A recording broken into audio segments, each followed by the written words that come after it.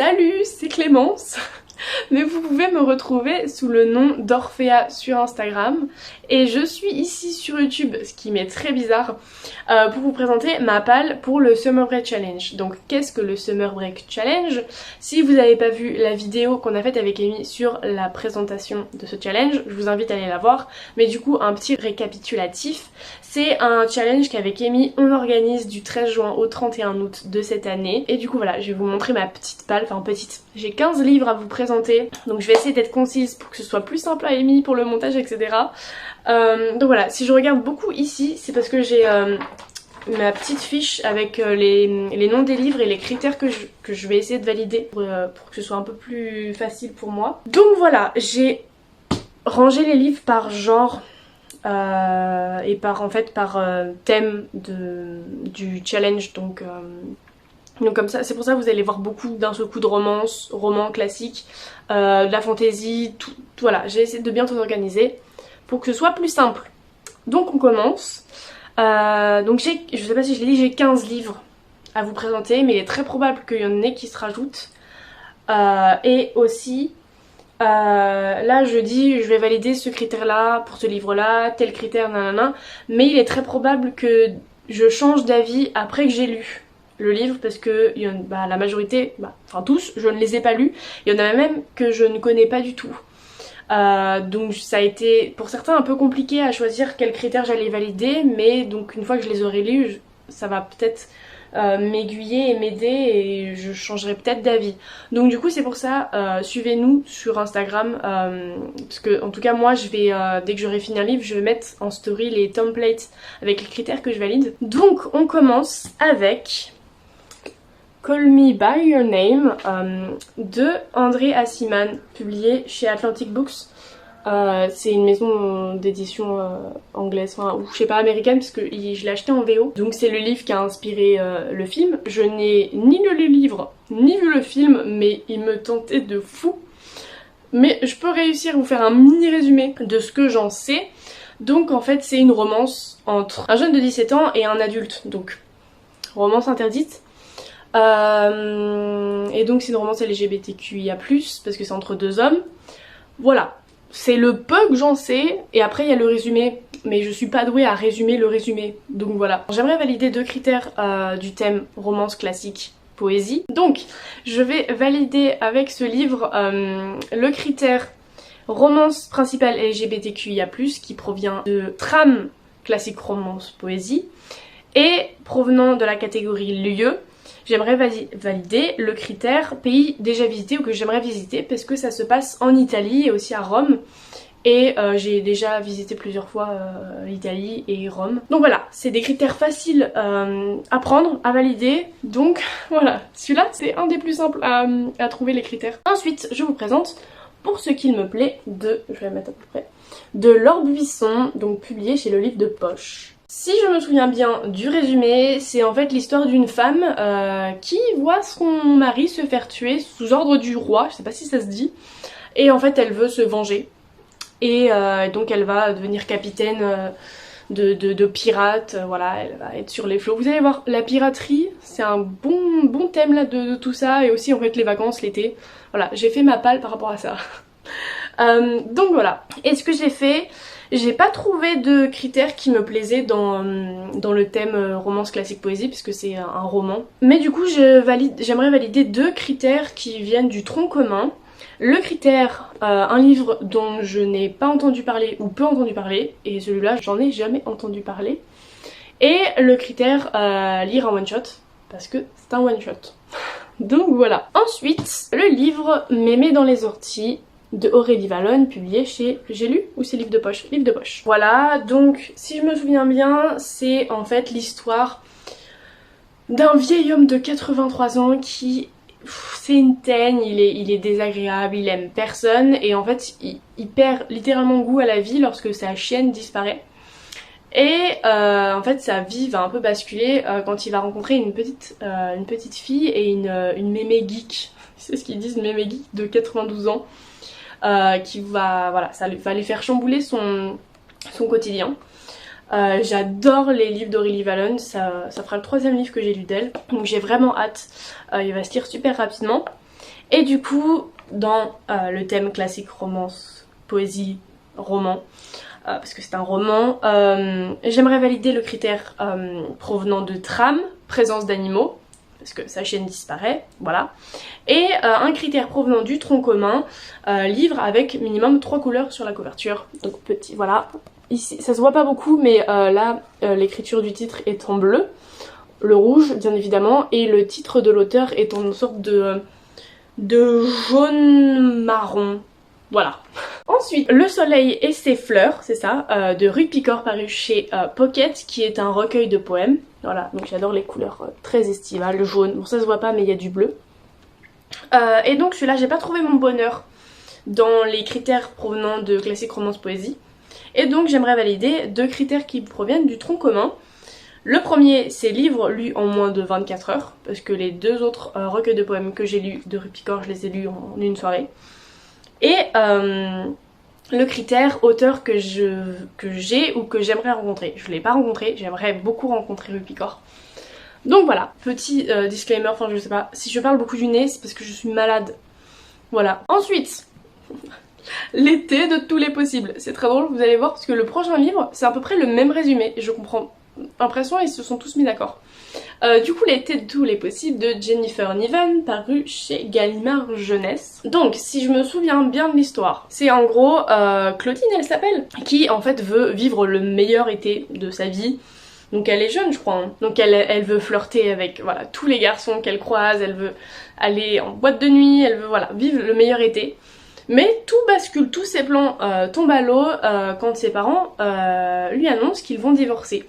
Et du coup, elle se voit obligée de partir avec sa mère sur une île, donc où il n'y a rien, il n'y a pas ses amis, il y a voilà. Mais elle va faire la rencontre d'un jeune homme, il s'appelle voilà Jeremiah Crew. Et donc, je pense, c'est très probable qu'il y ait une romance qui s'installe entre les deux. Mais le problème, c'est que c'est pendant les vacances. Donc les vacances, ça dure pas toute l'année. Voilà. Donc, je pense que ça va rajouter du petit piment. Et pour celui-là, je valide donc du thème classique romance poésie, provenant de la trame histoire qui se déroule durant les vacances. Et pour la catégorie lieu, ou c'est l'inverse, je sais plus. Bref, le critère qui se passe en été. Voilà, c'est logique, le titre en dit tout. Ensuite, nous avons... Ça, je sais qu'Amy elle a adoré. Un été avec Albert de Marie Pavlenko, paru chez Flammarion. La couverture, je la surkiffe. Je crois que c'est l'une des couvertures de livres que j'aime le plus. Donc voilà, et très drôle, ça va vous faire un... Voilà, vous allez dire, c'est très similaire à... C'est l'histoire d'un garçon qui avait prévu un super été, mais ses parents divorcent, donc il va partir chez sa grand-mère. Et donc pour lui, voilà, ça va être un été vraiment pas cool. Mais à ce que le résumé dit, son été va quand même être pas si mal que ça. Donc du coup, je valide donc dans classique romance poésie, dans la catégorie lieu, histoire qui se déroule à la campagne, parce qu'il parle des Pyrénées. Donc voilà. Et ensuite, dans un critère provenant du tronc commun, livre le plus petit que vous ayez dans votre palle. Et c'est effectivement du coup le livre le plus petit que j'ai dans ma palle. Donc ça tombe bien. Ensuite, je vais vous parler de Une fille en or de Philippe Nesman, paru chez Flammarion Jeunesse. Donc, ce livre, j'en ai jamais entendu parler. Donc, le résumé, ça va, est très simple à vous décrire. En gros, c'est en 1928, c'est ça. Une jeune lycéenne qui est quand même très forte en athlétisme. Et il y a un entraîneur qui va la repérer. Et en fait, on va voir tout son cheminement jusqu'aux Jeux Olympiques. Voilà. Donc ça me tente beaucoup parce que j'avais suivi les Jeux Olympiques et j'avais vraiment bien aimé. C'était l'année dernière, je crois. Et du coup, je suis très contente de pouvoir le lire. Et donc pour celui-là, donc dans le thème classique romance poésie, dans la catégorie lieu, j'aimerais valider le critère qui se déroule, enfin présence d'un lycée, collège, université, parce que jeune lycéenne, je suppose qu'à un bout d'un moment on va parler de son lycée ou qu'elle va être dans son lycée, je suppose. Et dans la catégorie personnage, protagoniste féminin de moins de 20 ans. Parce que c'est une jeune lycéenne, donc je suppose qu'elle a moins de 20 ans. On fait dans la déduction du coup. Et ensuite, dernier livre qui rentre dans la catégorie classique romance poésie. Je vais vous parler du livre de Claude Michelet, Les copains d'Aristide, paru chez les éditions France Loisirs. Voilà, alors je pense que vous n'en avez jamais entendu parler, moi non plus. C'est un cadeau que mes amis m'ont fait, mes meilleurs amis m'ont fait pour mon anniversaire parce qu'ils trouvaient la couverture super drôle. Alors, j'ai vraiment du mal à faire un résumé, donc de toute façon je pense qu'Emily mettra dans la barre de description toutes les infos. Mais le résumé m'a donné très envie de rire. Donc du coup, toujours dans le thème romance classique poésie, j'aimerais valider dans le thème, dans la catégorie trame, le critère présence d'humour. Parce que voilà. Et un critère du tronc commun, couleur préférée présente sur la couverture. Parce que ma couleur préférée c'est le bleu. Donc voilà, on va tout dans la facilité. Parce que j'avais vraiment pas mal de romans qui se calaient dans romance classique poésie. Enfin, romance classique poésie roman. Parce que c'est pas tous des romances, des classiques. Mais donc voilà, maintenant, celui-là j'ai eu du mal. Donc là, comme je vous ai dit, on quitte ça. Je vais vous parler du livre Les filles de la chance, paru chez Albin Michel, de Charlotte Nicole Davis. Voilà.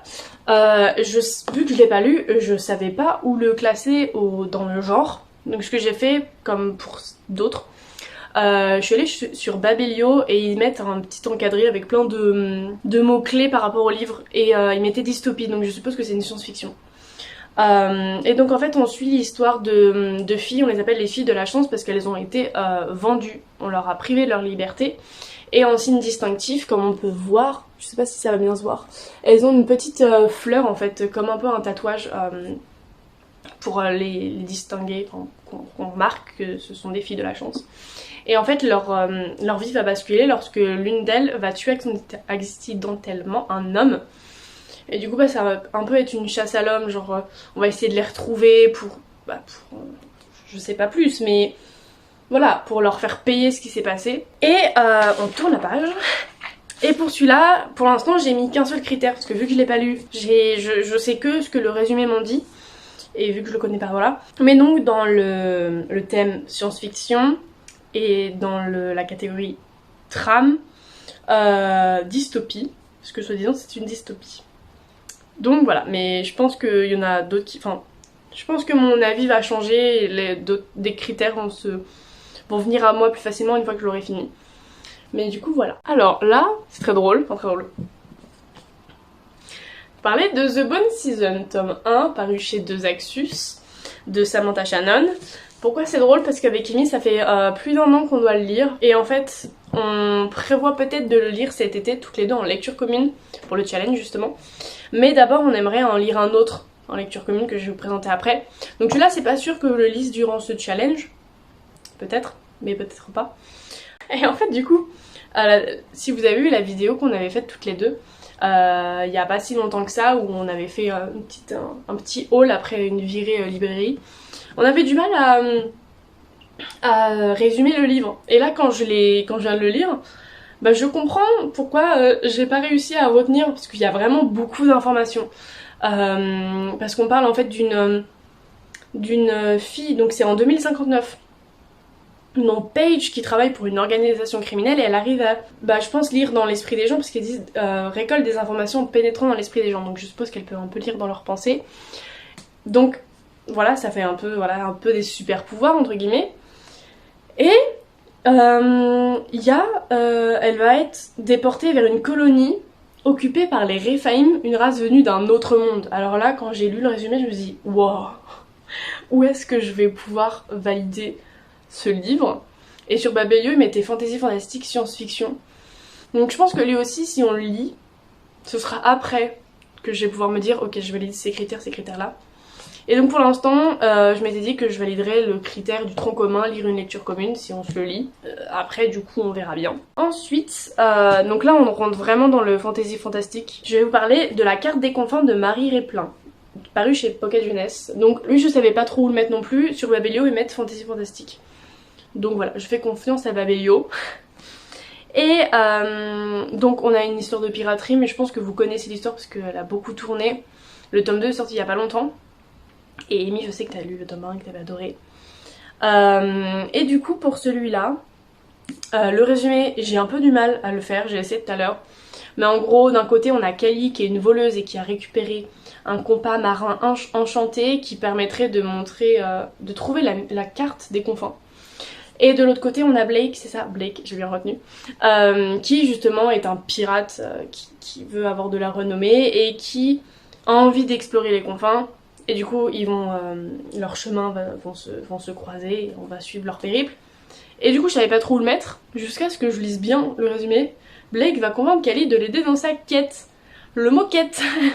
Et on a dans, du coup, le thème fantasy fantastique, dans la catégorie trame, une quête est à suivre. Donc du coup, pour l'instant, il n'y a que ce critère-là que j'ai marqué, parce que je ne sais pas à la fin de ma lecture si d'autres critères vont venir à moi.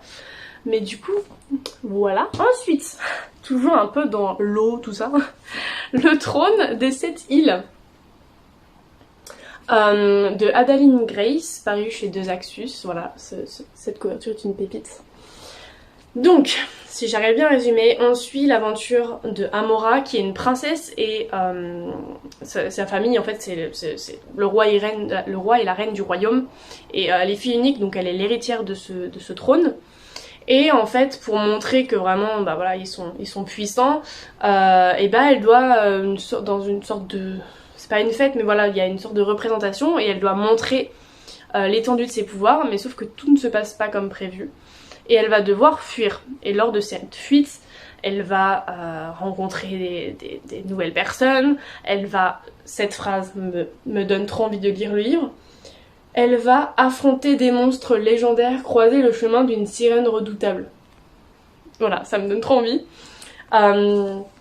Donc voilà.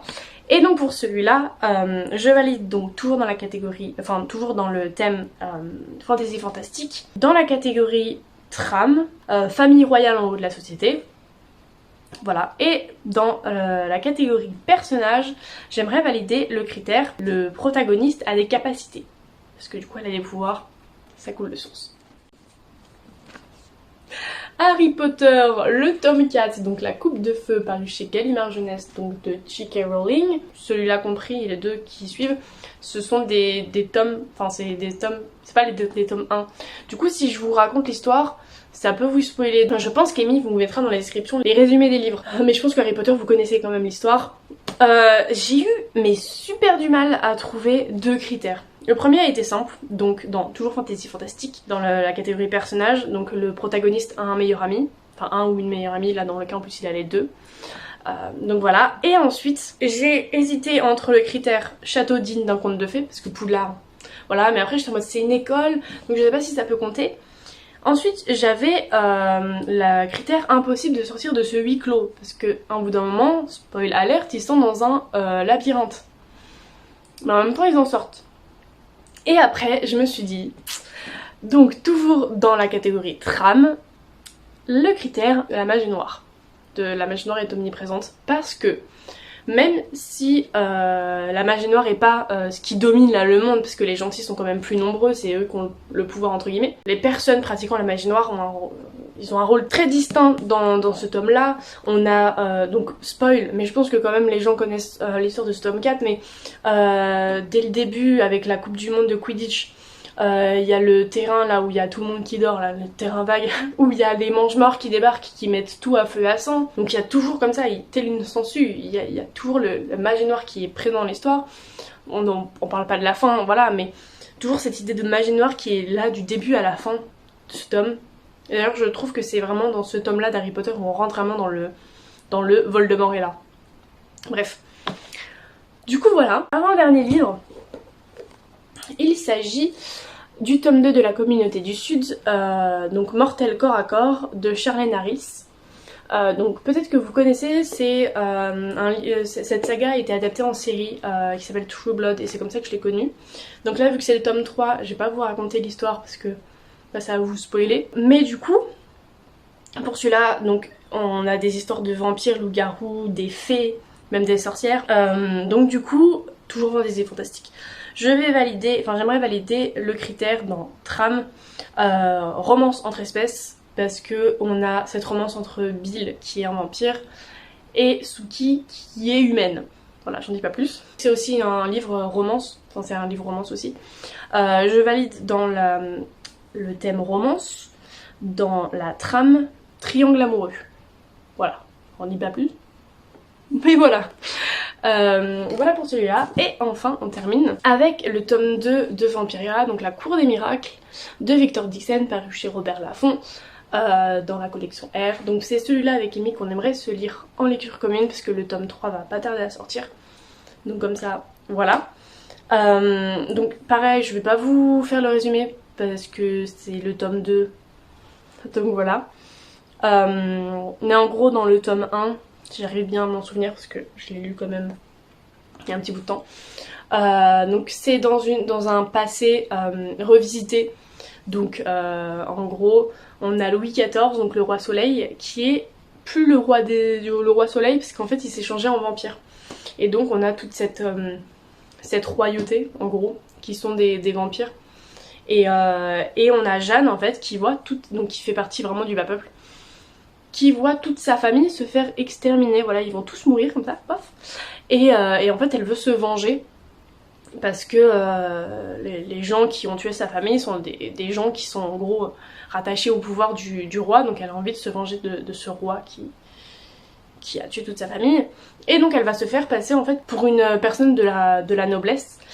Et du coup elle va rentrer, je sais plus comment ça s'appelle, mais dans une sorte d'école, on va lui apprendre les bonnes manières, etc. pour essayer de se rapprocher au plus du roi. Si c'est bien, voilà, je crois que c'est à peu près ça le résumé. Donc voilà, et j'aimerais pour celui-là valider le critère, donc toujours dans Fantasy Fantastique, le critère dans lieu château digne d'un conte de fées, parce qu'on est censé être à Versailles. Donc, ou en tout cas au début, je sais pas ce qui va se passer, mais on est censé quand même être à Versailles, donc Versailles. Voilà. Et ensuite, j'aimerais valider dans trame intrigue politique qui rythme l'histoire, parce que si je me souviens bien, c'est quand même des intrigues politiques. Donc ça, celui-là, je suis pas trop sûre. Donc je verrai une fois que j'aurai lu le livre. Mais donc voilà pour mes livres. J'espère que ça aurait pas été trop long et que ça vous aura plu. J'ai essayé de faire le plus vite possible que je pouvais en étant malade. Donc voilà, j'espère vous retrouver nombreux et nombreuses pour participer à ce challenge. Et sur ce, bah, je vous fais plein de bisous. Je sais pas comment terminer une vidéo YouTube. Bah merci d'avoir regardé.